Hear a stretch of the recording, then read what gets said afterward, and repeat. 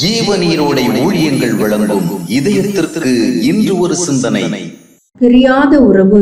ஜெர்மனியில் ஹிட்லரின் சர்வாதிகார ஆட்சி நடந்த போது யூத இனத்தை சேர்ந்த தேவ பக்தி மிக்க ஒருவரை தனிமை சிறையில் அடைத்து வைத்தனர். அவர் அங்கு யாரையும் பார்க்கவோ பேசவோ இயலாது.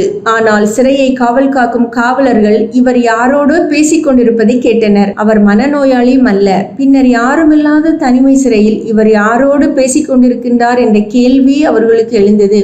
அவரிடம் அவர்கள் யாரோடு பேசுகின்றீர் என்று கேட்டனர். அதற்கு அவர், இங்கே நான் யாரோடு பேசாதபடி என்னை தனிமையாக்கி விட்டீர்கள். ஆனால் உங்களால் பிரிக்க முடியாத கடவுள் என்னோடு இங்கும் இருக்கிறார். அவரிடம்தான் என்னுடைய மனதில் உள்ளவைகளை பேசிக் கொண்டிருக்கின்றேன் என்றார். ஆம், வாழ்க்கையில் நாம் தனிமைப்படுத்தப்படும் வேளைகள் வரலாம். பேசவோ பழகவோ மனதில் உள்ள எதையும் பகிர்ந்து கொள்ளவோ யாரும் இல்லாமல் போகலாம். நம்மை விட்டு எல்லாம் பிரிக்கப்படலாம். ஆனாலும் உலகம் பிரிக்க இயலாத ஒன்று உண்டு. அதுதான் தேவ உறவு. அதுதான் யோசேப்போடு இருந்தது. யோபுவை விட்டு எல்லாம் பிரிக்கப்பட்டது. தன்னுடைய உணர்வுகளையும் மனவேதனைகளையும் பகிர்ந்து கொள்ள அவனுக்கு யாரும் இல்லை. ஆயினும் அவன் தேவனை நோக்கி பார்த்து புலம்பினான். தன்னுடைய உணர்வுகளை வெளிப்படுத்தி பேசினான். ஒரு நாள் தேவன் அவனுடைய சிறையிருப்பை நீக்கி அவனுக்கு புது வாழ்வு தந்தார். 1000 உறவுகளில் இருந்தாலும் தேவ உறவுக்கு அது இணையாகாது. வாழ்க்கையின் தனிமை பயணங்களில் அந்த தேவ உறவை தவிர வேறெந்த உறவும் நமக்கு உதவி செய்யும் என்ற உத்தரவாதம் இல்லை. சோதனையான சூழ்நிலைகளில் தாவீது தன்னுடைய நண்பர்களை விட்டும் உறவினர்களை விட்டும் பிரிந்து போக நேரிட்டது.